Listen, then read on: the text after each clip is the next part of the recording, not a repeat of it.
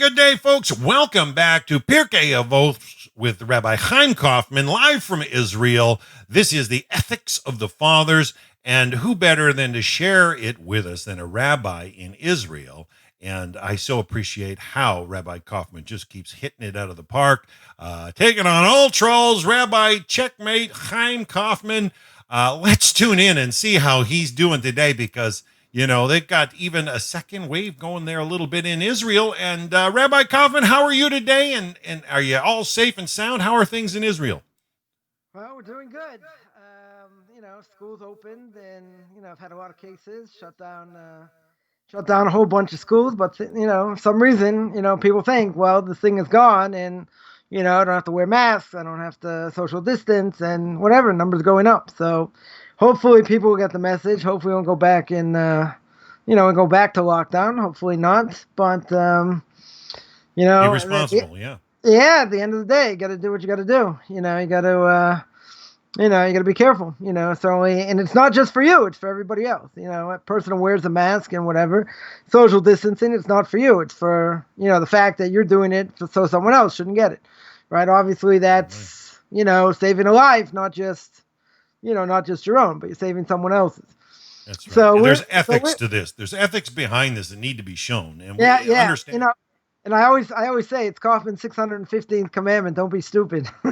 You can't go around thinking, oh, I'm not going to do anything, I'm not going to cause anything. So okay, it's over. Okay, once they get a vaccine, I understand. But they're not. They don't have a vaccine yet. So, until a vaccine is out there, we still have to. We still have to guard ourselves, and we're trying to guard other people as well. So that's that's where we're holding with that. So we are in the middle of the 15th Mishnah, chapter 1, and we were still discussing, because we got a little bogged down. We're still discussing the first part of the Mishnah, where Shammai says, make your Torah study a fixed practice. Right, so there's an obligation, and again, we said, this is by Jews, not necessarily by non-Jews. Non-Jews have an obligation to learn Torah, certainly in what applies to them, right? But they certainly fixed. If they fix it, is that making it a ritual? No, a ritual would be something more. Let's say you made a blessing. Let's say you kept Shabbos. You're doing actually, an action, sitting and learning. Okay, you tell me that's an action as well, but fixed time does not make it, it definitely does not make it a ritual, because they have an obligation. Non-Jews have an obligation to learn what applies to them. Now, if they want to learn, a good part of the day, and work a little bit or whatever to make livelihood, there's certainly nothing stopping them. What's stopping them is when they cross over that line, right? In other words, there are certain things that are off limits. You know what they say, that we say, "Maim genuvim yimtaku," right? Stolen waters, King Solomon says, are the most sweet, right? If you tell people this is absolutely 100% forbidden, that's what they want to learn. If you say no, it's not a problem, it's permitted, so it takes a little bit of the luster, away. But it's like I had a great rabbi once say, if you see in a footnote, in a book, and it says go look over there, whatever, nobody looks. But if it says over there, whatever you do, don't look over there, right? Everyone's gonna go there. So here, a fixed time to learn, that it's not enough just to learn when you're free, right? But in other words, even when you're not free, right? That shows the difference, as I would say, between the big boys, and the pretenders. Because a pretender, in a certain way, he'll have fixed times to learn, right? Whatever it is, learn an hour a day, 2 hours a day, whatever the fixed time is.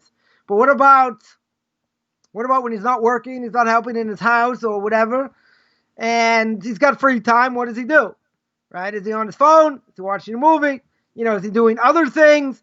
Whatever it is, that differentiates between the ones who really want Torah, and the ones that not. Now again, someone who learns when they're obligated to learn, okay, they'll get merit. There's no question. They'll get married because they have fixed times to learn. But what about a case where they're not obligated to learn, right? So your obligation is to even sanctify fixed time, that you don't learn, right? In other words, not a fixed time, but it's a time where I don't have an obligation, right? I didn't obligate myself to learn, but now I have some free time, right? The question's going to be, okay, let's see, right? So it's not enough just to learn, to learn. There are two things there, right? I have to have fixed time to learn, but it's not enough to learn when you're free. You say, oh, when I'm free, I'll learn, right? So I just flipped it because the most important thing is to fix time to learn. But when you're free, right? When you're free, you say, okay, I'll fix my time. I'll fix that time when I'm free. Who says you're ever going to be free, right? That we're going to see in another mission. Say, I could have learned, but I'll learn when I'm free. Well, you don't know what's going to be tomorrow, right? You have no idea. A person will say, well, when I'm retired.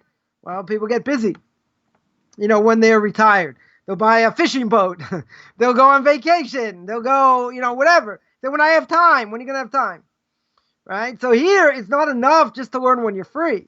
But you certainly have an obligation to fix the time. So the Talmud tells us when a person dies, one of the first questions going to be asked is, did you fix time for learning? The question won't be, did you just learn Torah? Right? God's not going to say, well, did you learn Torah? I spent most of my life learning Torah. What's the question? Right? For most people who spend time to learn, that's gonna be a moot point. It's like, did you watch the NFL today? No. Or yes, or whatever. Right? Did I, was I doing it or not? So that's not going to be the question. Right? The question is, did you have fixed times to learn? Yeah, go ahead.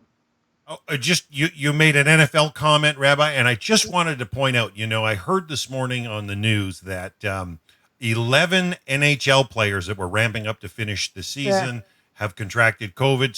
Some well-known stars of the Toronto Maple Leafs, Austin Matthews, and I heard there were 17 Major League Baseball players have contracted. Now, these are healthy, prime individuals, but it just goes to show you if you don't practice social distancing and safe measures. No, 100%. 100%. So again, what's the question going to be? Question's going to be not just did you learn Torah, but did you learn Torah when you are free? Right? If a person's free and they waste their time, and we're not talking about when you're too tired, where you don't have time, but what happens when you're free?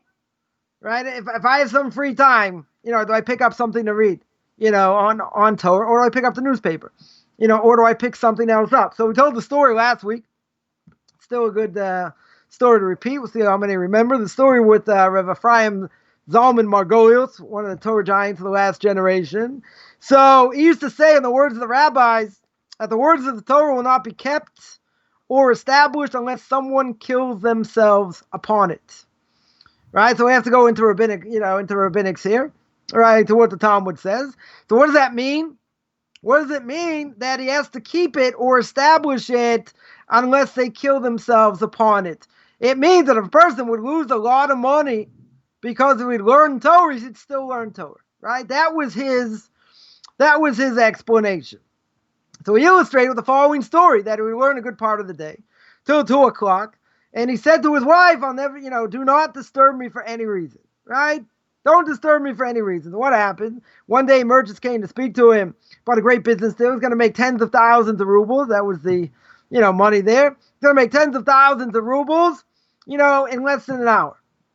So his wife said, I'm sorry, I can't disturb him. And they kept pushing her. And that was it. She said, listen, he learned still, this amount of time. And, I can't disturb him. And they said, for that kind of money, for 10 minutes, 15 minutes, you're not going to disturb him? And that was it. She threw him out. So when he finished learning, she told him the story. And he was like whistling Dixie and dancing. Why? Because he said, I can't believe God thinks my Torah learning is worth tens of thousands of rubles. He's, and his wife was right. She wasn't allowed to disturb him. Right. And for that amount of time, that's what the value, of his learning Torah was. So there was a story mentioned before also, by the Chaim, that the head of the yeshiva in Radin, Rabbi Naftali Trupp, a blessed memory, a Torah giant in his own right, was sick. So students in the yeshiva would dedicate a certain amount of time to learn, in his name, that, the merit of their learning should go to, recovery, that he should recover. So they asked the Chofetz Chaim, how much time, the Chofetz Chaim willing to dedicate.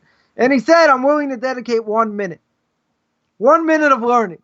Right? Now, you have to understand, 1 minute of learning, a person can say, well, I could probably say more, probably double, right? But he said a person can say 200 words, right? 200 words, in learning is getting 200 mitzvahs, right? Every word you say is a mitzvah, right? So you do it over time. You do it, let's say, for an hour, it's 1,200, right? That's 1,200 mitzvahs right there. You do it over, 8 hours, you're talking 100,000 mitzvahs, right? More, 600,000 mitzvahs a week or more. So someone asked the Chofetz Chaim afterwards, like, what do you mean? How could you only dedicate 1 minute? Because he said, I wanted to show the world, and I wanted to show people what 1 minute of Torah learning is. I knew people, I mentioned this before also, still a good story. I knew people that would learn Musar, learn books of ethics 1 day a week for 15 minutes. Now you're going to ask, 1 day a week for 15 minutes, what can you accomplish? What in the world can you accomplish in 15 minutes, 1 day a week? So they went through path of the just. They went through the ways of the righteous. They went through the gates of repentance. It's over time, right? You can't learn everything at once. You don't have time in the day, right? So you learn a certain amount here, a certain amount there, whatever it is. Eventually, they're building blocks. You finish, right? It's not going to take forever. But, someone said 15 minutes a week, not a day. 15 minutes a week. Imagine 15 minutes a week, right? Also over here, it means the Torah should be equal, i.e., that a person shouldn't jump from one subject in Torah to another, not necessarily, let's say, to be lenient in one way and be stringent in another. Meaning they have to call it the way they see it. Someone who becomes a great rabbinic authority, right? Someone like my Rebbe, and people will say, oh, all the time he's stringent. All he does is bring stringency. Well, it's not true. I mean, I'm not going to go online and say what he's told me in private, that, brought out some pretty big leniencies. But I've been close to more than 20 years. I tell people, listen, I take the stringencies, with the leniencies. People say, he's very stringent, this and that. I said, I'll tell you the truth. I said, anything I've ever asked him or anything I've ever seen him write, he calls it the way he sees it. Right? It's not just like, there are some people, they know if they want, certain leniency in something, to go ask this rabbi. They want a certain stringency somewhere, to go ask someone else. Okay, right, that you're not allowed to do, necessarily, right? You have one person answer all your questions, but not everyone, not everyone has that kind of knowledge. So I've been spoiled over the years, over the last 20, more than 20 years. So I take the stringencies with the leniencies. So a person over here, when it talks about learning Torah, right, a person himself shouldn't jump from one thing to another and say, I'll be lenient over here, but I'll be stringent, in another place. What that means is they have to call it the way they see it, right? It's not just, I'll be lenient to be lenient, or I'll be stringent to be stringent. The question is, what's the case?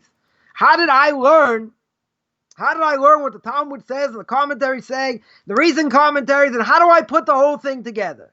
Does it mean you should be stringent or you should be lenient? Depends, right? It depends on what's going on. It depends on who's saying what. It depends at the end of the day how you see it. How you come out with it. One of my rabbis would tell me, he would ask a Rebbe a question. He said, I'm not here to answer that. Learn it. He said, go through it. Go through the commentaries. Tell me what you come out with. Right? Be deliberate in judgment, we heard one time, did we not? Yeah, 100%. Being deliberate, doesn't just mean, well, I'm going to go with the flow. I'm going to go with what everyone else does. Right? Certainly, my Rebbe has never done that, and he's certainly been alone on certain things, and that's okay. He's got very broad shoulders. It doesn't really matter, right? But at the end of the day, he analyzes it however he analyzes it, and he calls it the way he sees it. And that's really the way it should be. So comes along the Vilna Gaon, Zecher Tzadik Livracha, blessed memory, Rav Elijah Vilna, more than 250 years ago, explains that we have to accustom ourselves to proper conduct. So it means even if you have a fixed time to learn, it should affect our lives.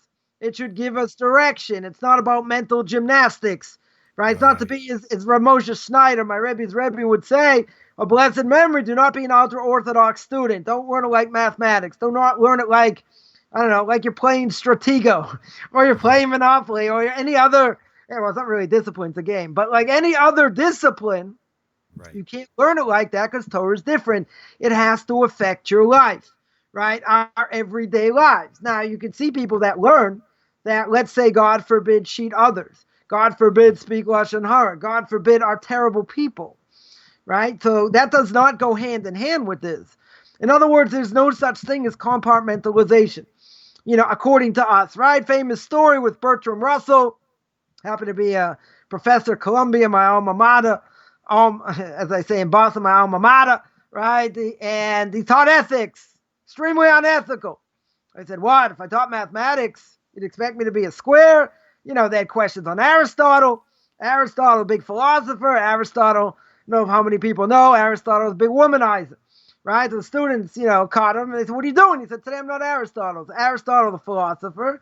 There's Aristotle, does other things. But according to Judaism, that doesn't go.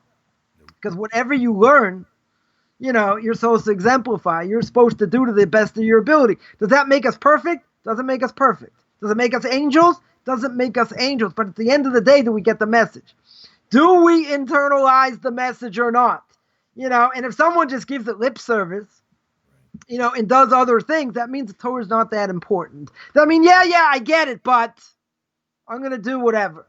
And obviously that doesn't go. And even though they may, walk the walk and talk the talk and wear what they have to wear, doesn't mean that they're that religious, because they give lip service to what the Torah says. I'm not talking about people that sometimes make mistakes and get caught up in things and, all that. I'm talking about people just don't, okay, they'll learn, they'll do whatever. But at the end of the day, it doesn't match up to the ideal that the Torah has for us, for the Jewish people. Now, again, you'll ask, how many people really live to the ideal? How many people are really living this the way it should be? Okay, that's what we have to do. That is what we have to work on. Because people fail does not mean that the Torah is not true. Right? I always say, don't mix up Jews and Judaism. Just because you see how Jews act does not mean that's what we should do. So I happen to know a lot of people, just the opposite. They're learning and they're integrated in their lives. And these people are great people. And you can see how they act and how they speak and what they do. There's no question. There are a lot of pretenders. That is true. But that has nothing, people say, oh, look, you see how these people act? Must be there's a problem in the Torah. There's no problem in the Torah. Right? The Torah itself is perfect. Acting is a problem. The question is how a person takes to it. And what happens. Now, there could be a million factors involved. A person, I know it's happened to somebody. I'm sure he's not alone in this. And they get embarrassed, right? Got embarrassed in front of his friend, in front of his friends by, the head of his yeshiva, destroyed him, for whatever reason. And that was it. I always say this is a Teflon generation. You can't, you have to know how to give rebuke, even though we don't necessarily know how to give rebuke in this generation. That mitzvah sort of goes by the wayside because no one really knows how to give rebuke today. At the end of the day, okay, you have young kids or older kids, whatever, you have to know how to interact. Even if they do something wrong, you have to know how to deal with them. Can't just hammer them straight away because, a person can say, okay, you think you're going to embarrass me and you're going to do this, I'm going to leave Judaism altogether. But you know what? Even if that happens, even if the person got embarrassed, doesn't give him a right to leave, right? I heard Rebel Wine should be well told the following stories. And imagine kids in 4th grade, 5th grade, and he has a bad teacher, right? So he says, that's it. I'm sick of education, right? I'm getting a job. I'm going out. Never happened, right? Why wouldn't it happen? He'll chalk it up and say, I had a bad experience. Maybe he has to get therapy and, deal with it or whatever. Good. No one's going to leave the fold because they'll say education's so important. If I don't get educated, what's going to be of me? And everyone brainwashes you about college and everything else. Still, person's going to say, okay, I still have to stick it out, right? I still want to finish. I mean, there are horrific situations. I'm not saying that, but in general, it's just an excuse, right? It's a total excuse to say, oh, I don't have to do anything, right? My father of blessed memory had a friend, and once he told me, he said, when I was in Cheder, when I went to the Jewish school, and the Rebbe hit me, and if that's what Judaism is, I was like, but it's not. But he kept saying the same thing. But if that's what Judaism is, I said, but it's not. I said, this happened like 65 years ago, more now. But I said, maybe he had a bad day, or whatever. I'm not saying what he did was right. Back then, kids got hit. Today they'll call the police on you if they do that. But it's a different generation. But in general, what does the person say? What's behind what they're saying? They're saying, pass the buck. They're saying, oh, you did this to me? That's it. I don't have to do anything. I'm exempt. That's an excuse. That's a total excuse. I'm not saying the person wasn't hurt, the person wasn't damaged, in different ways, psychologically. Doesn't give you a right to take off the yoke of heaven. Who gives you the right? Who gives you the right? Right? At the end of the day, after 120 years, it's going to have to answer to God himself. And God's going to say, why didn't you learn Torah? That's one of the first questions going to be asked. We mentioned, why didn't you learn Torah? Forget about when you were free. Why didn't you learn it in general? What are you talking about? Didn't you hear that conversation? Don't you remember the conversation? When I was 5 years old and I got hit, let's play back the tape. Okay, play back the tape. You saw the Rebbe hit him. It's like doing it on the rewind again. Once, whap, whap, whap. Right? See, what'd you expect? What'd you expect from me? God says, okay, let me show you what went on in the Rebbe's day, and why he did it, and what was behind it. Now, the person can still say, I don't care, that doesn't matter, whatever. You can make all kinds of excuses, but God's going to say, I don't care. That was a test. You might have failed the test drastically. You failed the test. We all have tests, but what gives you the right, even if that's what happened? What gives you the right to throw off the yoke of heaven and not keep my Torah, my commandments? Right? Then you get another conversation. How do I know it's true? And how do I know that? But if you went in the right path, on the right track, you wouldn't have those questions. But you didn't. That was your choice, your parents' choice, whatever it's going to be. But you're not allowed to make excuses. If God says, okay, it's a valid excuse, it's one thing. Right? But at the end of the day, that's exactly what you're doing. You're passing the buck. You're saying, it's not my fault. Look what happened. Look what this person did. This person's liable. Now, that person may be liable. So what? So what if he's liable? What does it say about you? Doesn't say anything. Now, a person can go through something totally traumatized, right? That, it's another issue, either physically or, emotionally. So it could be, we don't know, why people go through what they need to go through or whatever the case is. But at the end of the day, a person may need serious help, may be very difficult to get over. Okay. Maybe God's going to cut you some slack. But at the end of the day, it doesn't matter what other people do. Right? I've heard this excuse also. Someone says, wow, this person's supposed to be Orthodox. And he does this and he does that. I don't do that. So if I don't do that, I'm okay. Therefore, I don't have to. Because if this person doesn't keep it, why do I have to keep it? Who cares? Who cares what the Schmendrick does? Right? What do I care what he does? Doesn't matter. Owner, right? It's irrelevant. God's not going to ask you why you weren't like him. Or why you weren't like this person. God's going to ask you, why weren't you like who you were supposed to be? Because you're going to say, look what this person did. So what? What is that relevant to my own service to God? Again, that's a crutch. It's a third and long, right? It's a punt. It's over.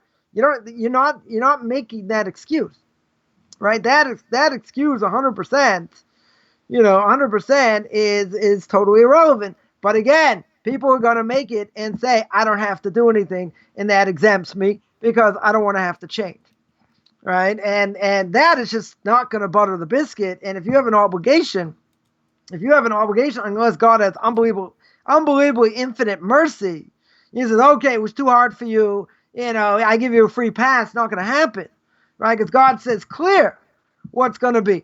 Right? You do what I say, everything's good. You don't do what I say, it's going to be famine. You won't have food. You'll suffer. It states clear.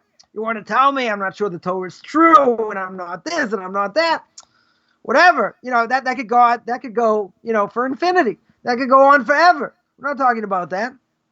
Right? So that's, that's another thing. That we're very good at justifying what we do. right? Even if you got your hand caught in the cookie jar, at the end of the day, you got 20 excuses why it's okay, right? But in the end, you're gonna have to answer. Yeah. Yeah, it's almost a self-protective mechanism, and we've seen it escalate right up to full-blown cognitive dissonance, where people are justifying to themselves what they believe and shutting out everything. And I think the trials of life are to correct poor choices. I think that the trials are there to correct poor choices. And no, 100%. But I'll tell you the following story. Rav Noach Weinberg, founder of Aish Torah, of blessed memory, tells a story like this. He says, imagine, your kid comes home. He's like 6 years old. He's wearing these old coats, this old coat and this funny hat. And he says, Dad, looks at him. He says, yeah. He says, today I'm Napoleon. He says, come on. You're not really, your name is Schmidt, is Beryl. Your name's not really Napoleon. Take it off, whatever. Fine. So someone comes up. Someone comes up to him. Comes up to the father. And a guy's like, 25, 30. He's wearing the same type of clothes. So he says, today, I am Napoleon. He says, come on. How in the world can you be Napoleon? Right? So what did he say? He says, today I'm Napoleon incognito. I'm Napoleon in hiding. Like, if a 5-year-old says it, it's one thing. A 25-year-old, a 30-year-old, or older says it, okay, they have an issue. Right? They're just living, living in fantasy. But this idea you brought up about cognitive dissonance, it's like I was learning with a college student once, and he said, you could prove to me 99% of the Torah is true. I still have 1%, 1% free choice. Even though I have 1% free choice, I'm like, but if I prove it 99%, he said, yeah, but I still have free choice. So like you could go to that extreme, and say, nope, I'm not going to listen. Nope, I'm not this. Nope, that's not good enough proof. Not this, not that.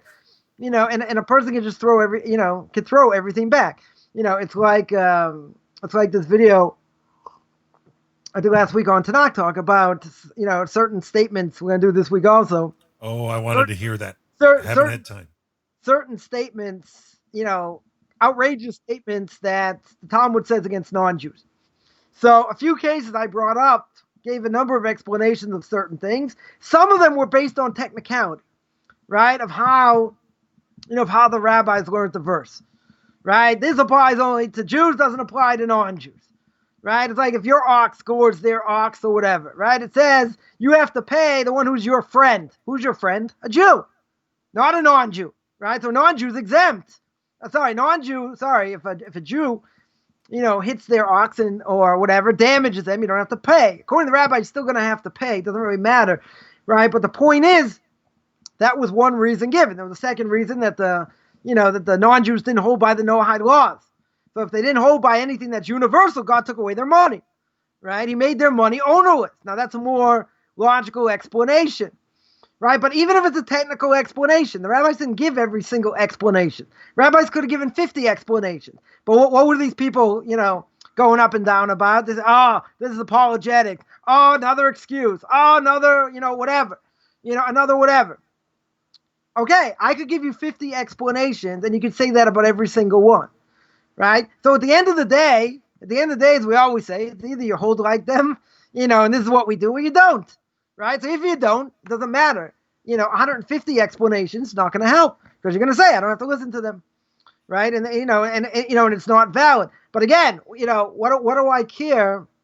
What do I care if it's a technicality? Right. There's also, we'll get to this. Maybe I'll deal with it this week. There's a technical issue. If a non-Jew is drowning on Shabbos, another question comes up. He's drowning on the Sabbath. Right. Am I allowed to save him? Am I allowed to save him? Right. So really, I shouldn't be allowed to save him. Right. But that's not the question. The question, again, everything has to do with context. What's the question? The question is, if a Jew is drowning on Shabbos, am I allowed to save him? It's not about why can't I save the non-Jew? How am I allowed to save the Jew? That's the question. It's not, the question about a non-Jew comes out as a technical issue, right? They're dealing back and forth. It comes out as a side issue. It's not the main part. A secular Jew is drowning. He's not going to keep Shabbos. Right? He's not going to continue. He's not going to keep Shabbos if I save him. Why should I be allowed to save him? Right? It's only going to be a benefit if I save him. Right? So there's a whole issue. How am I allowed to save the Jew? It's not the way. It's not the other way. Oh, look, we think non-Jews are scum, so we're not going to save him. We're going to let him drown. That's not the point. That's exactly not the point. It comes out as a side point. Now, people will quote that and say, oh, we're less than nothing. You wouldn't even save us on Shabbos. So, okay, you got to get to the end. You got to see how it comes out and what we do. But that's not even the question. If you looked at it and you knew how to learn, you wouldn't even open your mouth because it's clear as day what's going on. You know, you might not like the answer. You might not like how the rabbis get to it and the give and take and all that. But that's not the question. The question is, what in the world do I have to save a Jew? You know, if they're not going to keep Shabbos, they're not going to keep mitzvahs. There's no mitzvah for me to save them. Could be for other reasons I'm obligated, right? Maybe they'll hate Jews more. They'll hate religious Jews more. If you see he's drowning, you don't help him, right? You're going to say, come on, isn't it an ethical issue? Let me ask you a question. This Jew doesn't believe in God. He doesn't believe in mitzvahs. The whole purpose of saving him is so, as the Talmud says, he'll keep Shabbos. He's going to keep mitzvahs. Why should I save him? He doesn't keep anything. You can say, oh, but if I save him, maybe he'll repent. Maybe. I don't have a guarantee. Yep. Right? If they would see God face to face, would they repent? Probably not. Right? They say, how do I know? Prove it. You know, there's a famous story, the famous joke with, you know, in the end, when the Messiah comes, we're going to cut up the Leviathan. Right? This big fish or whatever. Right? When the Messiah comes. Right? So the big joke, say, hey, why, sir, you know, why are you eating fish? What's the whole point of a fish? He says, no, we don't trust the rabbinic supervision. I don't want the meat. I'll take the fish. The fish is safer, right? But all right, it was a joke, right? But the issue is, like a lot of things, you cannot come out of left field. I'm going to bring this up, you know, I'll bring this up in the video I do this week. But, you know, I'll mention over and over again because you cannot come out of left field. This is what the Messianics do. You know, this is what the Karaites will do. You know, as well. They'll take things totally out of context. As they say, they think we're this. See, you know, there's a whole laundry list of things. It's a good list. Spin doctors. Yeah, but if you don't know how to learn and you don't know what the context is, of course, then you're going to say, okay, you just explained it's apologetics.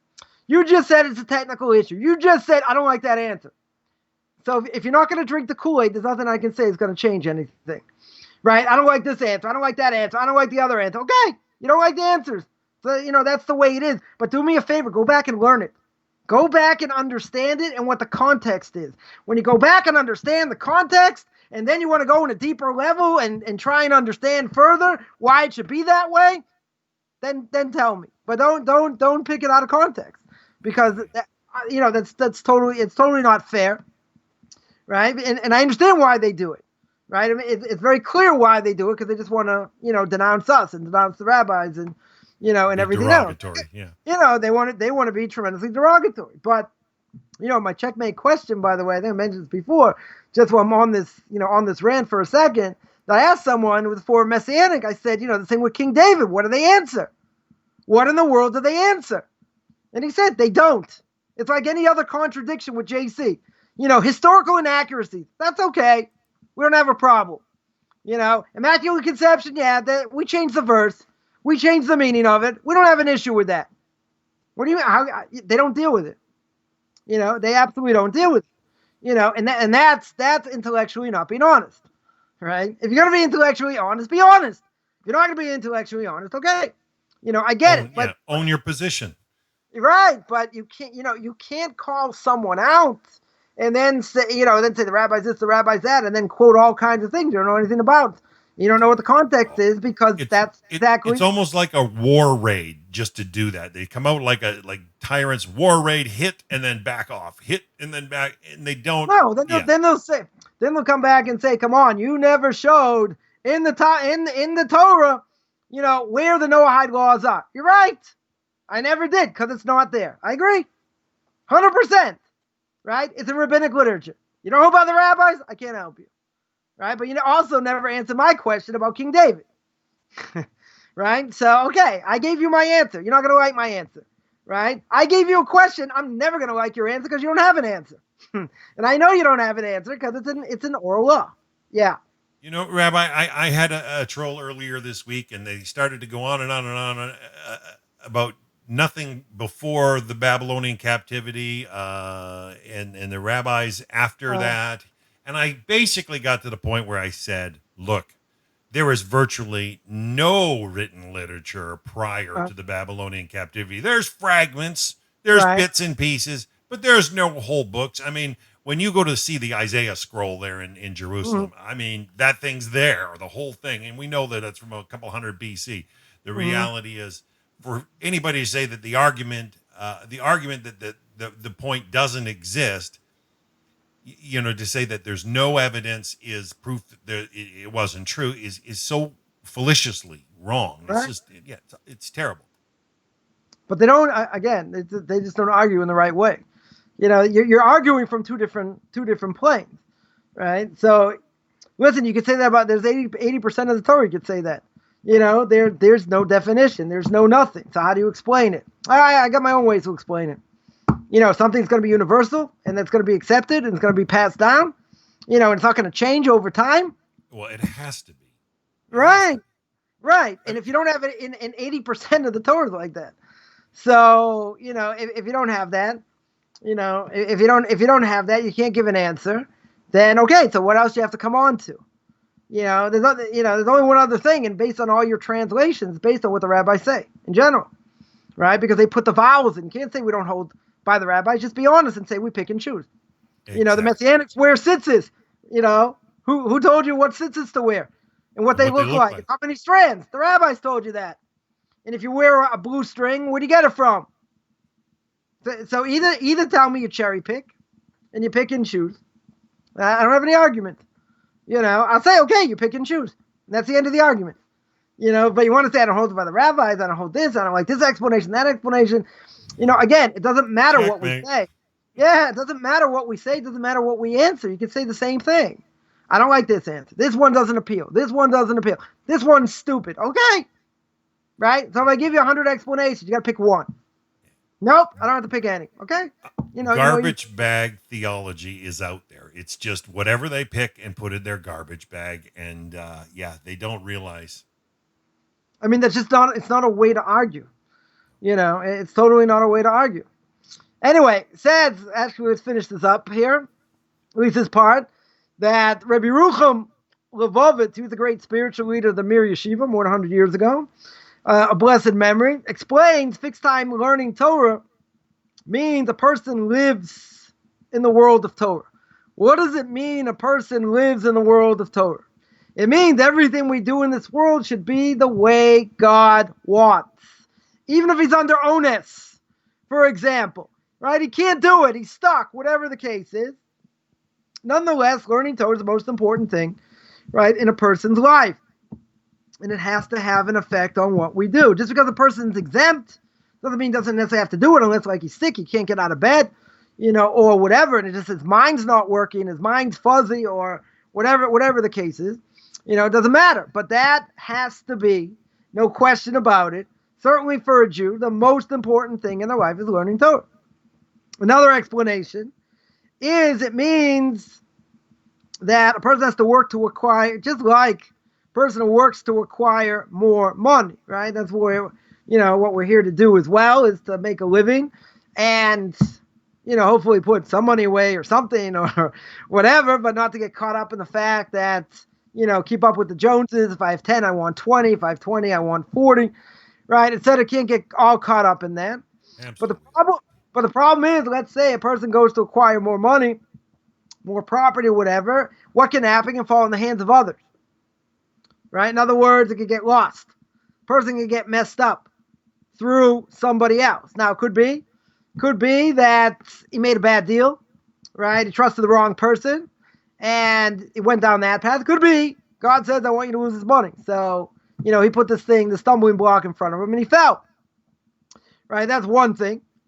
Now, someone who so that's someone, let's say, someone who's working. And, the most important the thing that's most important to them is money, right? It's making more money, etc. But someone spends their life learning Torah, right? Continues to learn, acquires more ideas, understands it at a higher level. So what's that worth? It's worth everything, right? That is the eternal acquisition accompanies someone to the next world. Now, it doesn't mean that he doesn't have to make a living, but again, making a living is secondary, right? In other words, like Rabbi Ephraim Zalman Margolius. So he was a businessman, very successful businessman. Regardless, he was a tremendous rabbinic scholar, and he spent most of his day learning, right? Doesn't mean he didn't work, right? He certainly did, right? But that was already after 2 o'clock. Did he work till, 10, 11 o'clock at night? I don't know. He probably worked a certain amount of time, and that's it, right? He put his time in, did what he did, and became a tremendous rabbinic scholar. So what's that Torah going to do for him? Even if it doesn't make him a lot of money in this world, but he's still got an obligation. He's still got an obligation to, bring money in for the family, so to speak. But what's going to take him to the next world, right? What's going to take him to the next world is what he acquired spiritually in this world, Torah. I think it's by some, Japanese or Chinese people when they die, they bury them with like toy cars and like credit cards, so they can use it in the next world. Well, I don't think that's really gonna, I don't think it's really gonna help them, right? The only thing that a person's gonna have that's gonna help them in the next world is by what they did here, right? It's gonna be Torah mitzvahs and how they acted with others. That's all we have. It's not about money, right? It's not about all the places we saw, in this world, because when a person's dead, you don't have the money, right? You can't use it. The question is what you did, what you did in this world. King David says in Psalms, we're only here for 70 years. If you have strength, you're here for 80 years. We're only, the older we get, quicker time goes by, right? So therefore, we're not, fame. We're not here forever, right? But at the end of the day, every single day, we got to take an accounting.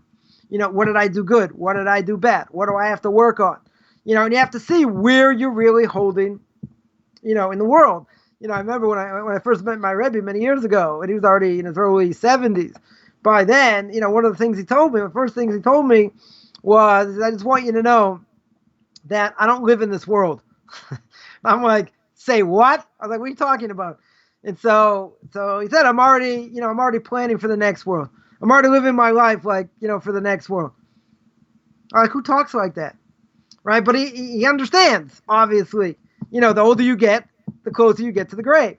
Right? Isn't it true that really every birthday we have over a certain age, we should probably sit in the grave for 10 minutes, 15 minutes to feel like what it's going to feel like, and then because that's what it is, right? We're just getting, every time a person's born, right, the clock is ticking, right? When we're younger, we think time goes by very slow.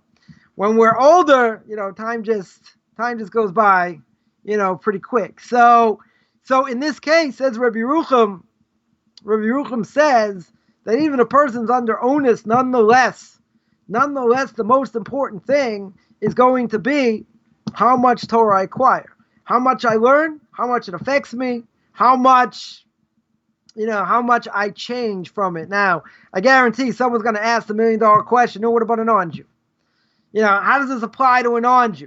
Right? So very simple. Do they have the same obligation to learn Torah as we do? No. Right? But at the end of the day, that's what their focus should be on what their mitzvahs are. Does it mean that they can't have fun and do other things? Not saying not. Plenty of things that they can do that Jews can't do. That's fine. But keep in mind one thing, you have to realize, even if a lot of the Torah doesn't apply, it could be a lot of ethics do, even if it's a moral imperative, even if it's not necessarily an obligation. But the question is, how do they want to live their lives, right? They want to live their lives in a more spiritual way, or do they want to have a certain amount of laws, 60 laws, 70 laws, whatever it is, even though there's no ritual and there's no prayer and there are no holidays. Okay, that's a drawback. I definitely agree that's a drawback. But at the end of the day, imagine, something for the future. Hopefully, one day we'll get some of this off the ground. Imagine in a lot of places in the world, there's actually a Torah learning center for non-Jews, right? Imagine, people come in, there are live streams, different things, ethics, laws of damages, philosophy, all these things. Imagine people had a place to go to, in order to learn what applies to them. That's a whole different thing, right? That's a tremendous thing. It may not be for now. We'll see in the future. But, but in general, that can make a major difference in a person's life, because then you have a place where I can go, right? Where you can go anyway. You have a place where there are like-minded people. You want to learn the same things. You want to grow in the same way. That's a whole different thing. If it's just haphazard and everyone's doing things, virtually. So what applies to them, I would say as a moral imperative, is it a good thing for people to do X, Y, and Z? 100%, right? As an obligation, I would say not. But you're going to say, come on, they're not Christians anymore, so they can't hang out necessarily with the same people. They're going in a different path. I'm not saying just give up everything, certainly not, right? Not saying that, but the question is, at the end of the day, what is all this stuff, right? All this stuff is just distraction, right? Movies, sports. Someone told me Friday night, sort of like, talk here and there about sports, whatever, different things. He said, some people are so desperate they're watching Korean baseball. I don't know how exciting Korean baseball is, but some people so desperate. I said, isn't there roller derby? They don't have roller derby still. They don't have other, other things they can watch. They do in the prairies. They have roller derby. Big burly girls still going at it. That's pretty funny. But in general, you'd say, well, if all things being equal, if there were sporting events, and everything else, would that be necessarily forbidden for them, for non-Jews? It wouldn't necessarily be forbidden, right? But at the end of the day, right, we're striving to be the best we can be. A non-Jew, right, a righteous non-Jew can have a portion of the world to come. They don't have to strive that high, right? They don't have to strive as high as a Jew does. They don't have all the stringencies that we have. That's all true, right? But I'll ask everyone the $1 million question, and that is, how do I want to see myself in this world? How do I want to see my family, in this world? Do I just do what everybody else does? It really doesn't matter because these things, really are permissible. Is it going to cause me some ethical issues? Now, could be, maybe. Guy goes to a baseball game. I won't say, it's going to be in the summertime, right? Most likely. There are people that go to games even when it's cold. Okay. I definitely get it. But, I wouldn't say that they're going to hear the greatest conversations at a ball game. Certainly not see, women dressed appropriately. Now, again, you might say, well, it doesn't, some of these laws don't necessarily, apply to a non-Jew, 100%. Right. But even if they don't, you have to ask, is what I'm doing right now, does it make me better as a non-Jew? Right. Same thing as a Jew. Right. Does it make me better or, growing, or does it not? Or does it take away from that? If it takes away from that, even if it's not forbidden, but again, it's a moral imperative. If it's a moral imperative, I shouldn't do it. Right. I definitely shouldn't do it. Right, as a non-Jew. So, when people say, do I really have to go to that extent? So again, it depends how you want to look in this world. Could a non-Jew have a portion of the world to come, keep what they need to keep, continue to watch movies and go to ball games and other things? 100%. Right? Speak badly against others? 100%. Right? These things don't necessarily apply. But I would say, ask yourself the question, is this going to help me or not help me in my service to God? Yeah, question. Okay, Rabbi. Because I find like Rabbi Cherky of the Noahide World Center, the founder of the Noahide World Center, his new Brit Shalom book, he uses the term in there because it's very condensed and easy to read. He uses the term in there about certain actions that are just inappropriate, right? And he uses that phrase, inappropriate. Now, they're not prohibited, but they are inappropriate. And if somebody doesn't understand the moral imperative, this is why I love teaching ethics and things of that nature, because it helps people to understand the behind-the-scene reason for why things are inappropriate. But isn't there a problem sometimes? Because I see a lot of people are out there that are damning others for inappropriate behavior. And they think they're shining light. Like, to me, I get offended when somebody's actually trying to tell me something I'm doing is inappropriate. Non-Jews or Jews? Non-Jews. But there's critical people. Like we know smoking is not healthy. Let's just say smoking, for instance. We know it's not healthy. We know that having a few glasses of wine, it's it's argumentative. Is it good for you? But there are those that are critical. They're just critical people. Oh, that's bad for you. Oh, that's bad for you. Oh, that's bad for you. Now, if it is, now let's make clear. the Torah tells me explicitly, "Hocheach tochiach es amisecha." There's an obligation to rebuke your fellow Jew. Right? Now, there is a reason, let's say, to call out rabbis and other people that are heretics. True. And there are people that do it on a regular basis. Right? I'm not one of them. I do it when I have to. Right? But there are people making others aware that their philosophy is wrong. Right? It's heretical. It goes against Torah. Now, when the Torah tells me I have an obligation to rebuke my fellow man, right? I'm sorry, my fellow Jew. That's what it means. Your people. So what is the simple explanation? I have an obligation to rebuke them, not non-Jews. That doesn't apply to non-Jews. I know, right? And I find rabbis are kind that way. Rebuking. They probably could correct us at every turn, it seems. Now, the thing is that a non-Jew has to keep whatever is universal. What's universal according to the Torah. Now, I don't have to warn anybody. If someone, bows down to, anybody, right? Guy in a stick, short little fat guy, Mr. Buddha himself, they bow down. Right after they bow down, it wouldn't be a problem of law of the land. Take out my gun, boom, could kill him. I don't have to warn them. Right? A Jew, I have to warn. A non-Jew, I don't have to warn. Why not? Why not? Why are they liable for death penalty? Because it's universal. Right? There are things that are universal. Right? What about all these people looting and stealing? Right? I spoke about this a few times. Right? They're looting and stealing. That's it. They're liable for death penalty. It's one of the Noahide laws. It's universal. Right? It's universal. You're not allowed to steal. And we don't really care. And someone put out a post. I'll just throw this out there. I agree what they're doing is wrong. But you have to understand all the years of oppression. And you have to understand what they've been through. And you have to understand the ghettos. And you have to understand the drugs. And you have to understand. Okay, I get all that. What does that have to do with them looting and stealing? They're going to jail. Right? You put them in front of a court. Okay, they'll let them out of jail in the same day. But if you caught them, I don't care what they went through. I don't care if they were starving. Right? They're going to go in front of a judge. They're going to go in front of a judge and the judge's going to say guilty. They don't have an excuse. We don't have mercy, unfortunately. Why not? Because it doesn't matter.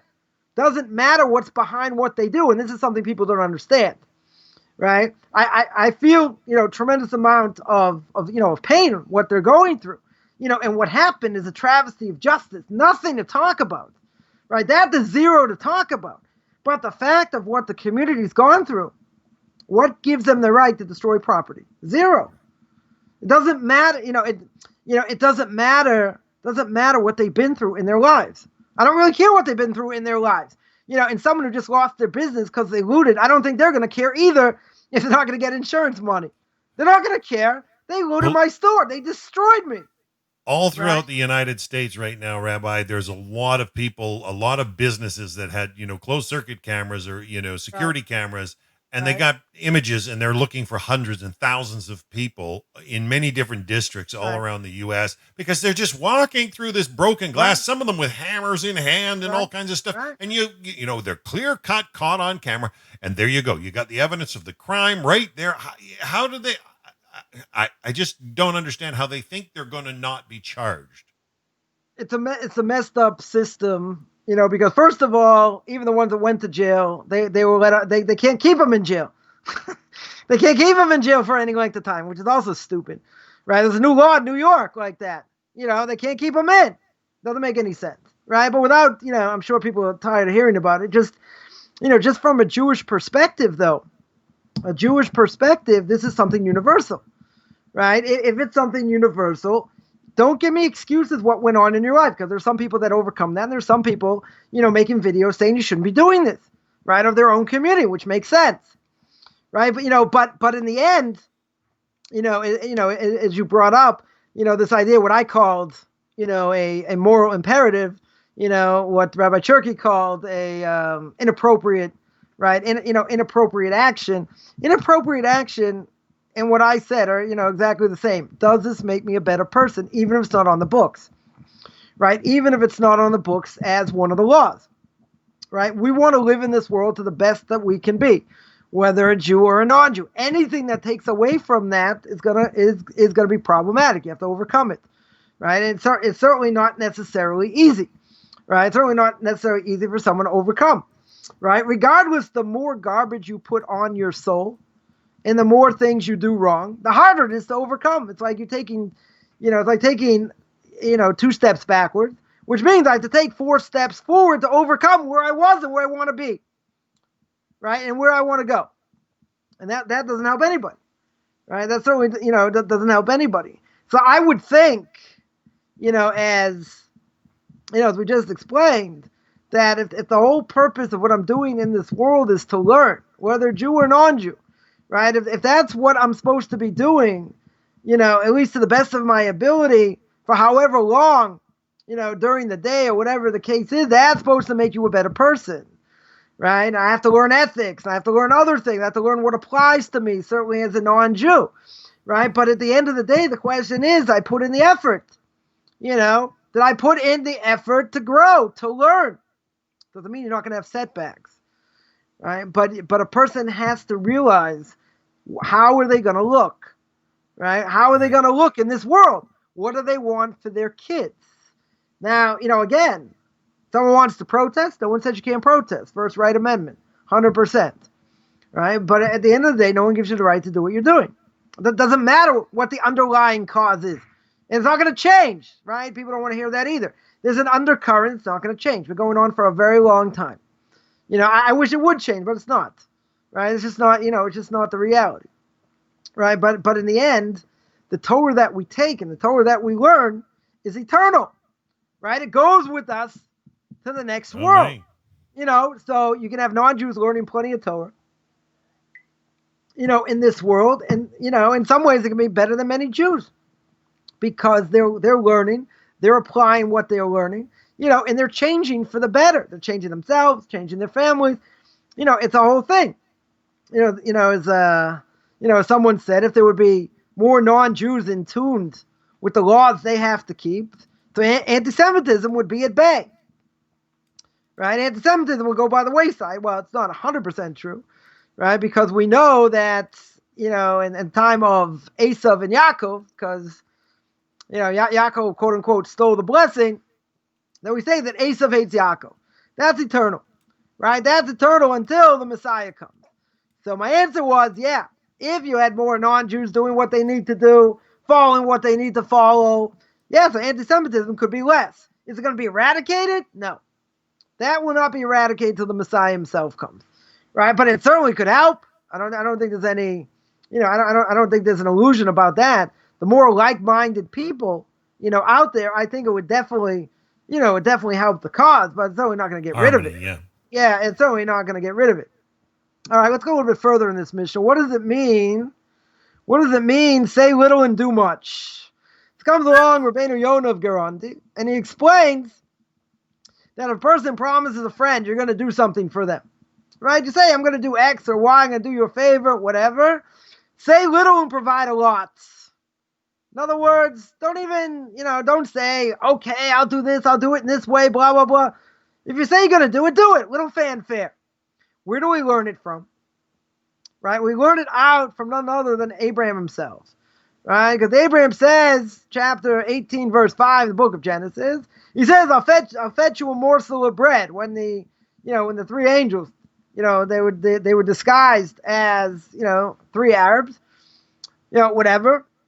And the Torah tells us then, later, right, and 3 verses later, Genesis 18, chapter 18, verse 8, the Torah tells me he took cream and milk and the calf, which he prepared, placed these things before them, stood over them beneath the tree, and they ate.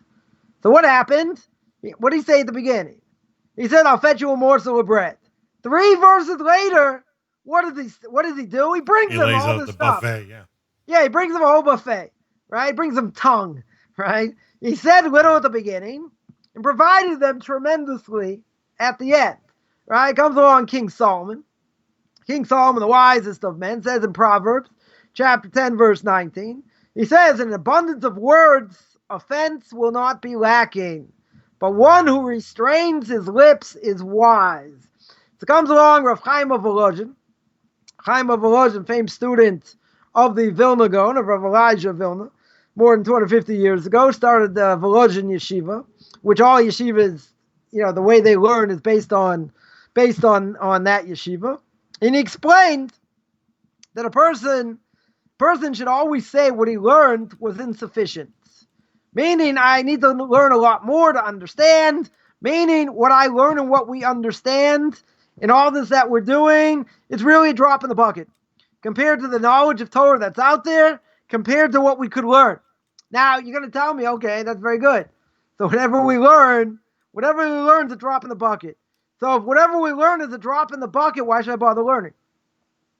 Right? Doesn't the prophet tell me that the Torah is as wide as the sea, as expansive as the world, as the universe, as the sun, the moon, and all that? Okay, it's a drop in the bucket. Doesn't mean we shouldn't put our best foot forward. Right? Also, a person should not take on too many things that they want to do in Torah, meaning how many character traits they want to change, how much less sleep I should do in order to learn more, right? Different things. Got to be careful whatever we take on that it's in our reach, because if a person takes on something to do and you can't do it or you fail, what's the person going to say? Oh, it's too hard. Why should I bother doing anything? Right? So we only undertake to accept upon ourselves a little each time. Right? We take a little, something very small. And then we see over time, right, how much it's going to grow that we've done, great things. Everything we mentioned is a building block. Right? So the example I always give is what happens. A person works on themselves. It says for an hour a day, they're not going to curse. Right? For an hour a day. So over time, over a number of months, when they hear someone cursing and they're working on themselves not to curse, at least during this time, under any circumstances, they're going to see they have a higher awareness. Right? That higher awareness, when they hear someone curse, they're going to say, wow, I can't believe this person spoke that way. So what are you talking about? A few weeks before that, you were no different. But the fact you took it on, or speaking badly against others, even if it's over a certain amount of time, those are building blocks, right? In other words, the person's going to grow from them, and it's going to cause other good things to happen. Because even if it's something small, I'm not talking about big things here. I'm talking about, let's say, an hour a day, half an hour a day. Whatever you do, don't speak badly against others. Again, this really doesn't apply to non-Jews, but in general, if a person would work just on not speaking badly against others and about not cursing, if a person would just work on those two things, their lives would be totally transformed. Right? Why is that? Because that's what most of the world does. Most of the world, a lot of people speak like truck drivers. They don't care what they say in general. And they speak, and they backbite, and they speak about others like no tomorrow. Right? Certainly one of the things that the temple was destroyed for was speaking badly against others. Right? So again, even if it doesn't apply to a non-Jew, it's not a good thing. Because even if you ask most non-Jews, in general, is this a good thing to do or not, they would agree. They would agree it's not a good thing to do. So therefore, a person takes on something small. And when I say small, I mean small. And therefore, you're going to see building blocks over time. So over here, what did we say before? We said that say little and do much. Someone doesn't speak a lot. Even if he doesn't speak a lot, sanctifies his mouth. Why? Because that person understands and knows when to speak and not to speak, right? It's clear, right? They have control over their mouth. There are times where they want to say something and, they know it might not be appropriate. They know they might say something they'll regret. So better you don't speak. Better, even if someone eggs you on and whatever, at the end of the day, better to look like, a fool in the eyes of man than to transgress what God tells you to do. Right? So therefore, if a person sees someone else's actions, even if the person doesn't say very much, actions speak a lot. Right? They speak about how a person conducts themselves, how a person holds themselves, and they see that you don't have to be a big mouth or a big shot, in order to have people, respect you, because, there are plenty of people out there who want to show off. They want to show how much money they have, how much power they have, different things, and they want to show who they are, right? The greatest act of giving charity is by giving somebody, helping someone find a job, or giving money without the person knowing where it comes from. Why is that a much higher level? It's a much higher level because you'll never get credit. It's something you'll never, the person who's getting it, or the person gives it to him, knows where it comes from. Good. But the person who gets it does not know. Now, why do I say it's on a much higher level? It's on a much higher level because the person giving it, no plaques, no standing ovation. He's not going to be the guest at a dinner, right? At a dinner for whatever. Let's say, a person donated a lot of money to a yeshiva. They have an annual dinner and they honor them because of the money that they gave. You're not getting any of this. No accolades, no honor, no pat on the backs, no nothing. So why are they doing it? Because they're doing it for the sake of heaven. I'm not saying people give money, to a Torah cause to have a plaque or whatever. I'm not saying they're not doing it for the sake of heaven, right? They should be honored. I'm definitely not saying not. They definitely should be honored if they're giving sizable amounts of money, etc. 100%, but I can't go to the ego. I can't say, look, I got my name on this building. Look, I got this. Look, I did that. It has nothing to do with anything. God gave you money, and if He gave you a lot of money, you have to know how to use it. You have to know how to use it in the right places. But it's not about accolades, because what could God do if you don't use it right? You get caught up in your own ego. You think you're God's gift to the world. God can take it away, right? It's only collateral, right? It's only 100% collateral.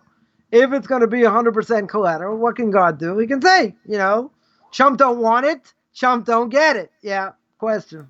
Rabbi, I have heard the rabbis say many times that if you get extremely blessed, sometimes it's God just saying, okay, here you go away. Do your right, thing. Also. Yeah. But that is because He doesn't want to have them. He does not want to have them to have a portion of the world to come. In other words, they have to get repaid for the mitzvah they did in this world. Maybe they helped Granny cross the street once. Maybe they gave charity, whatever. So God has to reward them. So even though they're not going to have a portion of the world to come, God says, okay, here's $1 billion. Scram. I don't have anything to do with it. You're not going to pray to me. You're not going to have a connection to me, etc. That's why people ask the question by the snake.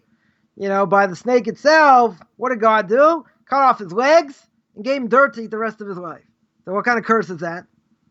He's eating dirt for the rest of his life, got plenty of food, never lacking, because God does not want to have a connection to this, to this beast. Now, He's not going to pray to him, not going to do anything, even though the programmed DNA doesn't matter, right? But He's not going to have a connection. I had somebody troll me, and I spoke once about, the whole thing with the snake. What the snake represented and whatever. I did once on Tanakh Talks. So someone recently, came back and said, what's the name of the snake? There is no name of the snake. His name is not Joe. It's not Fred. It's not Bob. Nakash, yeah. It's called the Nachash, right? The evil inclination, the angel of death, Mr. S, whatever you want to call him. He's like, come on, everything has a name. Every last thing has a name. He doesn't. That's his name. All throughout literature, all throughout rabbinic literature. Someone said, come on, get a life. What? You want us to do all the work? Come on, there is no name, right? That's it. There is. So, if you want to troll me on this video, I'm telling you, throughout rabbinic literature, no Midrash, no Babylonian Talmud, no Jerusalem Talmud, nothing. That is what he's called. That's it. Snake. That's what he's called. Snake. That's what he's called. Because the reality is he was able to speak, just as a side point, because the evil inclination, Mr. S, whatever, spoke through him. Or enveloped him, whatever you want to call it. So he doesn't have a name. He's not an individual in and of himself, per se, even though he caused Eve to speak. Right? It's not the case. I mean, I'm not saying he's not an individual, it's whatever. The snake is what it is. But at the end of the day, he does not have a name. Rabbi, can I ask a question while you're on the topic of the snake? I mean, we got some time. Yeah. while we're on this question of the snake, could you clarify what a forked tongue is for people? Because we talk about it all the time. I mean, if those that speak with a forked tongue, if they know you have a purpose in life, they'll tell you derogatorily you have an agenda, as if it's something negative. Well, what's wrong with having an agenda or a purpose? What's the difference? But they'll make a negative spin on it. Can you explain a forked tongue? Forked tongue, you mean by saying one thing and really meaning another? Oh That's yeah, what where they speak with such ambiguity to deceive. It's just So most people, I shouldn't say most people. I'll get in trouble for saying that. There are people that say one thing and then their heart is something else, right? In other words, within Judaism, that doesn't exist, right? Again, we spoke about the idea of compartmentalization. You are what you see, right? I tell people all the time, I have nothing to hide. Everyone, knows who my Rebbe is. Everyone knows what I do. I'll tell people my story. I'm very transparent, in that sense. Now, if there are people that, they want you to get into a business deal, let's say, but they know it's not necessarily the greatest thing to get into. So what do? They connive, they lie, they get you to fork over money and dress it up, put lipstick dress on it a up, pig. and then you're left holding the bag, right? So you're gonna ask, well, how can that be? They're lying. There are people that are thieves. They are professional con artists, right? Now, everybody, right? I studied history, right? So history is his story. It's the way they present the story, right? So someone once told me, a family member, once told me about my, I told them once, I was writing a book and whatever. So the person asked, like why would anyone want to read it? I go, well, it is kind of entertaining considering certain things happened to me along the way and different things.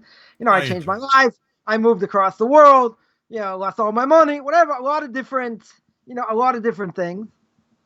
But in the end, they said, well, why should anyone believe it or want to read it? I said, first of all, he said, well, that's your story. That's your opinion. I said, 100% right. That is the way I saw things, right? I'm bringing things down the way the Torah sees things. You're right. It is 100% my story. No one has to believe anything. But you cannot condemn it and say, oh, you don't have a leg to stand on. Why not? Why not? It's very simple, right? If something happened to me.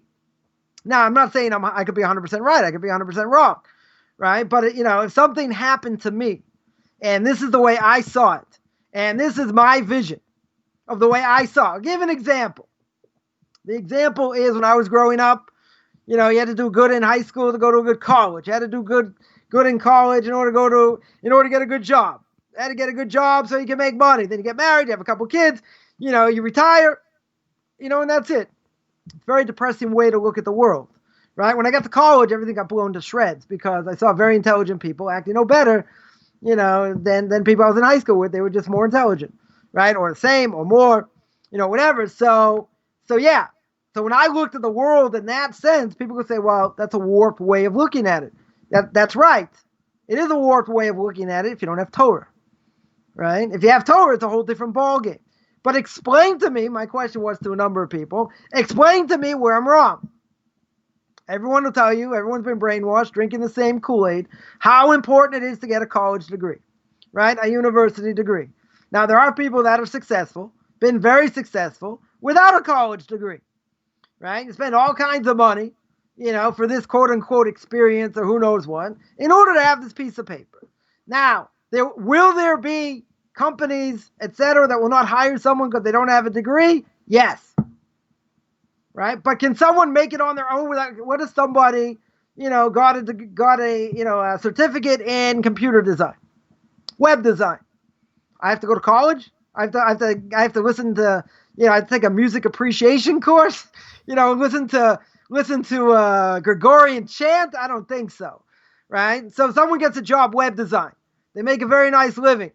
I need to go to college? I don't think so, right? You tell me there's certain things you have to go. I agree, right? But again, everyone's been drinking the same Kool-Aid. It's not true, right? But even so, right? Even so, without a Torah perspective, you can tell me my mindset's a little bit defective because, again, that's what I saw. That's what seemed to be clear as day is the way the world works, It's if I don't do this, I'm not going to succeed. Right. And that's what they, how do they keep people in line, in high school? It says if you don't do good, you're not going to get into a good college. Right. So people ask, okay, you're taking, algebra, other things, and why do I have to know this? It's not going to help me in college. So, math professor has to be, or math teacher has to be pretty bright, come up with an answer that's going to keep you in line. Right. But what's the main answer? If you don't do it, you're going to fail.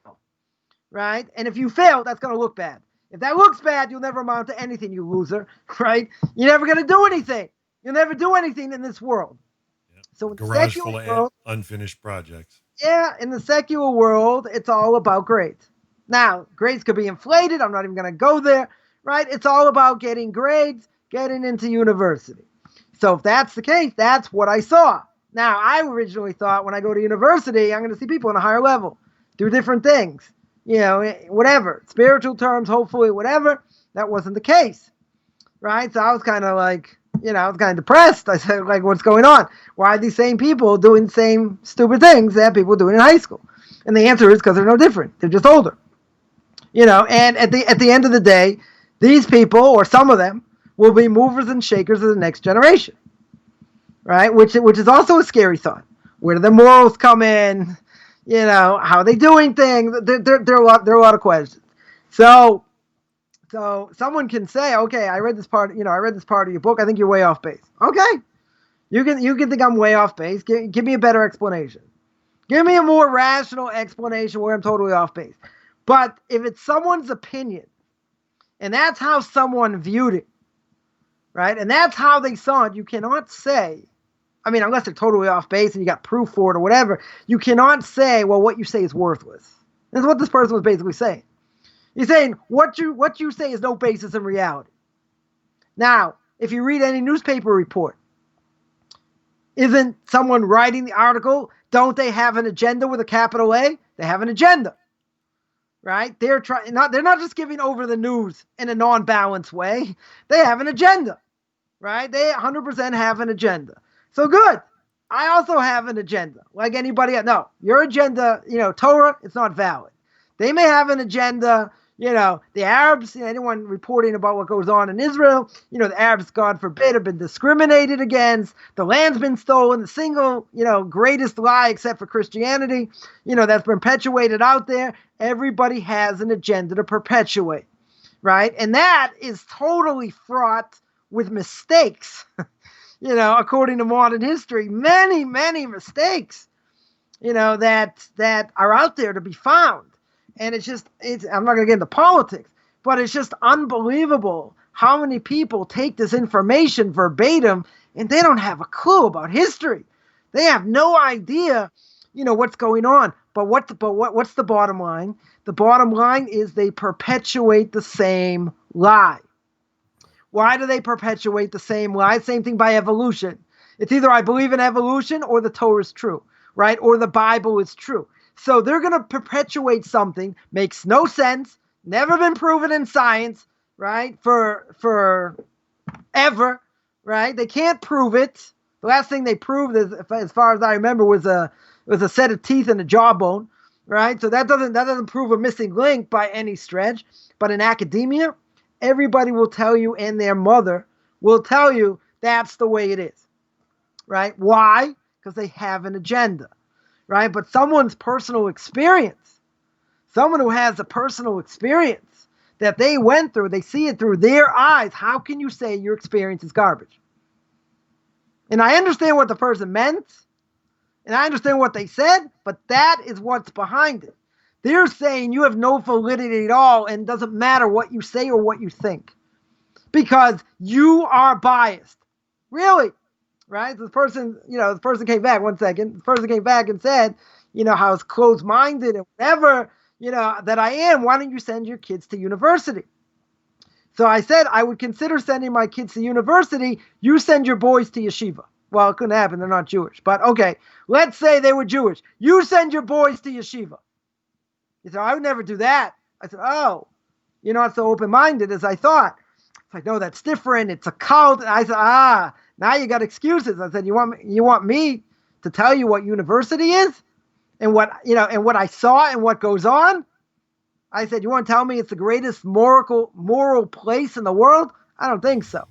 Right? If anyone comes out more moral going into university than when they came out, they're more moral before they went in. I don't think so.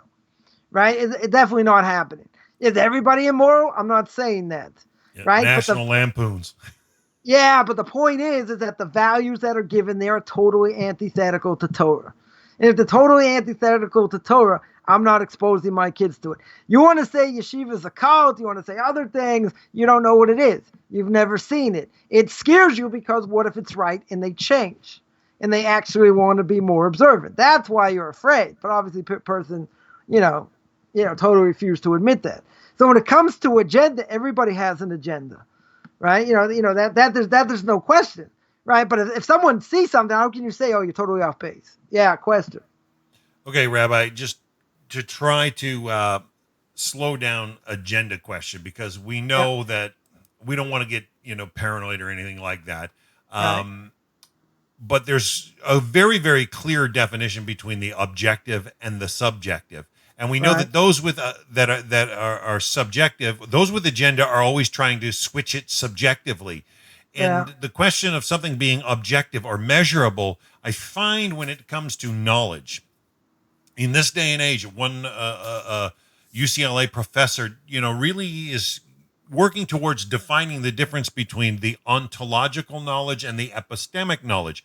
Ontological always asks more of the nature of something, whereas epistemic has to do more with the degree of its validation and the measurable. So the term ontology or ontological means knowledge, but so does the term epistemic, and they come from different roots. But this professor has really brought this forward so that people are looking at the difference between the objective and the subjective. And if we don't clarify, and this is what I find, Torah has its purpose for the Hebrew nation, and I see this with all the rabbis' teachings. There's a purpose for it, and there's a moral underpinnings that is a reflection of who the Hebrew people are and who Hashem's formed Right, them but to the be. thing is, let me just interject 1 second. The thing is that in the secular world, they think that religion is not objective.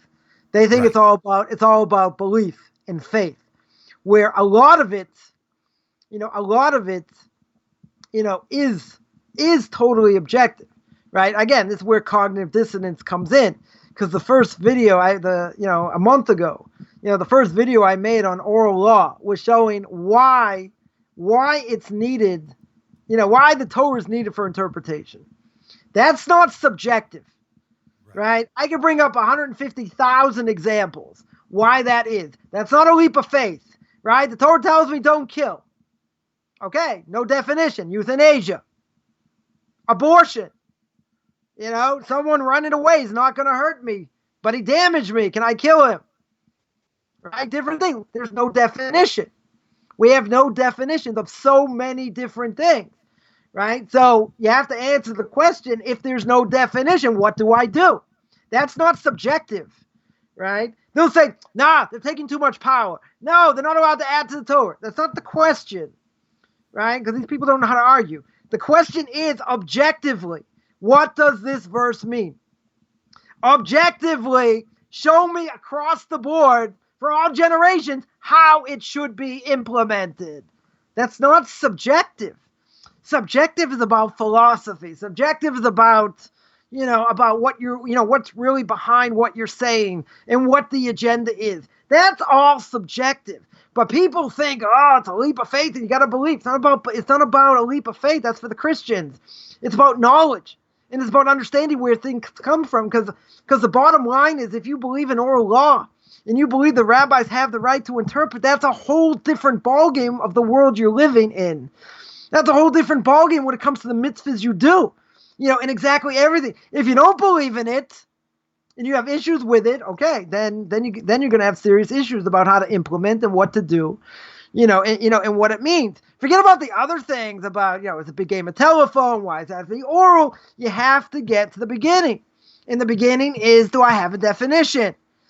Is it objective? And many things, when you look at the bigger scheme of things, are objective. How it was brought down, how it was passed down. et cetera, is 100% objective. Question is, does the person believe it? Right? It's either you're in with oral law or you're not. And if you're not, okay, so then we don't have what to argue about, because majority of my answers are going to be from there. And if you don't hold by it, so there's really, for a lot of these people, there's no point to argue, right? There's zero reason to even get into discussion. But that doesn't mean it's a leap of faith. It's not that hard. It's not that hard. One example I always give is that there used to be 4 generations of the Passover Seder. A great-grandfather, grandfather, a father, and a son. I'm a grandfather. In 20 years, I could be a great-grandfather. Less, right? Unless 15 years, I could be a great-grandfather, right? So that being said, I could have 4 generations of my Seder. Now imagine I was a little kid, right? I was a little kid. So if I was a little kid, I could have seen my great-grandfather, right? So now you're talking he's 70 years, 80 years older, right? 80 years older, he saw his great-grandfather. So how many of those generations you got to say, wow, going back to Mount Sinai, 3,200 years, 3,300 years, that's a long time. How many of these generations you have to go back? If you saw 2 great-grandfathers back, that's already 150 years, right? You're already in the 1800s. And if their grandfathers saw their grandfathers, you're back to the 1500s, 1600s. It's not such a big leap of faith. You only need 80 of those generations. 80 of those generations go back to Mount Sinai. That's not that much. It's something that can be shown sociologically, right? Just by a Passover Seder, one event, right? One event in history, and everyone's doing the same thing. There's so many different ways. It's not the point here, right? That there are so many different ways to look at things. The bottom line is there are many, many ways to look at things objectively. When you see things objectively, the other pieces fall into place.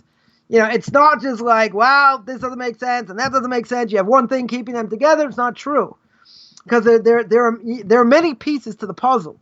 But once you already have enough pieces, then the puzzle fills in itself, even if it doesn't fill in now, right? Because even if we say 60-70% of the Torah has actually been proven, through science, through papyrus, through other things, the other 30% it hasn't proved, doesn't mean it's not true. Right? So your skeptic will say, see, they didn't prove everything. What do I care? I got 70% proof. 70% proof. That's subjective, right? One example, I see we're running out of time here. One example I'll just throw out there that the Torah tells me when I keep kosher, eating fish, right? The fish has to have scales and fins. You'll never see, the Talmud says, okay, Talmud says it, but Talmud says you'll never find any fish that has scales, doesn't have fins. Anywhere in the world. Now, if Moshe Rabbeinu was Dr. Dolittle and he played with the animals, what 70% of the world is water? Right? He grew up in the Fertile Crescent like everybody else. Right? In Mesopotamia, right? Midian, all these places around the same area, where Abraham was, etc. So, growing up in that place, there's 70% water. He would have had to send millions of people. Tens of millions of people to check out all the waters in the world to see if there were fish that had scales, didn't have fins. How would he know that? How in the world would he know that? How would the Torah know there are only a few animals that chew its cud don't have split hooves? Or vice versa? How in the world? The Torah gives exceptions. The Torah wouldn't know otherwise. Right? So there are many, many things in science by itself that show that the Torah has to be given by God. Right? That there's nothing to talk. That's not subjective. That 100% is not subjective. You can argue with that. You can't argue. Rabbi, I have to say, when there was, when the internet first came out, there was something called the Plague Project, and some scientists gave some real plausibility for the 10 plagues in Egypt. And, I said when I first heard it from some professors, I said straight to them, I says, but nothing accounts for them meeting in divine timing at the parting of the Red Sea. Nothing. The divine timing, even if everything was sequential naturally, and they thought they were just imagining God, how did Moses lift up the staff and the sea part in divine timing? Nothing accounts for divine timing. And I get blown away that no matter how much scientific explanation can help aid the reality towards the fulfillment of understanding that is there in Torah, but it doesn't explain how You know, it, yeah, don't forget, there is such an opinion that all the plagues happened because Saturn was out of orbit. There is such an opinion. You know, I'm not saying we hold of it because obviously we don't, but you know, if you want to grasp at straws, you know, some people say that you know, the split in the sea was high tide. You know, whatever. So you want to explain it, you know, like that and take God out of the picture. Obviously, you're doing a tremendous disservice. You know, for sure. I guess you must understand, Rabbi, that when I became B'nai Noach, it was after finishing 25, 23 years of labor with magnetic anomalies and overthrowing plate tectonic theory. Okay, I still will take on any academic university plane hands-on on the question, disproving the east-west separation of plate tectonics. The east-west separation across the Atlantic, just impossible based on the latest data. I have no problem doing that, but I still have difficulty tossing all of evolution out the window. And now I've heard that Rambam and Ramban, you know, they hold the 7 days. God created the earth in 6 days and then rested. But all of creation, all of the particulars for creation is within those days. They held that to that opinion that it was still in there. And my question is, if the data's there, you know, it doesn't mean that time or it was instantly poof. Because I believe that to confine Hashem, you know, as far as our minds to a moment of time and say he went poof, you're actually putting a block around Hashem in your mind and saying he went poof, when in reality, no, it doesn't work. It's so much grander. That's the whole discussion. We're at the end, but we're not gonna go there. Well, Rabbi, we're just over our time, and I know I interjected a little too much, but I mean, maybe I could, you know, take a few minutes and wind down because you're sharing a beautiful lesson today. You want me to wind down? Well, you take a few minutes. I mean, it's your teaching, and I'm learning so much from yourself. I pick up tidbits here and there, and to me, they're precious. And I wish I could, you know, one thing, just digest more. So one thing we all have to keep in mind, and you know, we're our own worst enemy, and that is that we have to think about what we do on a regular basis, right? On an everyday basis. It's all about learning Torah. It's all about being close to God, and we have to remember the idea that whatever I do that takes me away from that, you know, is something that is going to take me steps backwards. Now, doesn't mean we're perfect, doesn't mean we're angels, right? But at the end of the day, is, you know, what we said before, you need fixed time, right? You need to realize there are things that are bad for me, right? Even if technically there's nothing wrong with it, there may be things that are going to affect me, possibly in a negative way. And if it's going to affect me in a negative way, the fight against it's much more difficult. Because once you let certain things in, the evil inclination says, okay, I'm in charge. I'm going to totally take charge. And when I take charge, it's game over, right? It's very, very hard, very, very hard, you know, to fight that. And, you know, as we said before also, that if a person has fixed time to learn, even if it's going to cost them money, doesn't matter. That's what Torah is, right? I'm not going to leave learning Torah because I could have made $100,000. Right, my fixed time is my fixed time. It's a big test, right? So we're not going to say no. It's a tremendous test, you know. But at the end of the day, isn't learning worth more than anything else? Of course, right? It's the most important mitzvah I do. So if the most important mitzvah I do, even if there are moral imperatives, you know, whatever, I have to learn as a non-Jew to be the best I can be. So therefore, I guarantee your house will look different, your family will look different if you upheld the standard. You know, that the way you want to look and what you want your family to look like, and you know what you're going to let into your house and how insular you're going to be. Oh, so beautiful, Rabbi, and I appreciate all the time you've spent in study because it helps shine true light and helps us cure the cognitive dissonance that blocks our minds here in the 70 nations. I mean, in reality, you know, we've been taught wrong all our days, and we look and we seek and we grope in darkness, it just seems, and unless we hear it from a trusted source, it doesn't get us out of what we need to stop. And I love the way you bring up moral imperatives and more so share the ethics of the fathers, and I want to thank you personally. So are we good for next week, Rabbi, Hashem willing? Hashem willing, yeah, shouldn't be an issue. I don't see why it should be an issue. It should be fine. Awesome. So we're going to move on to chapter 1, Mishnah 16 next week? We'll get there. Yeah, we got one last thing in Mishnah 15, but whatever. We'll definitely get to chapter 16. No question.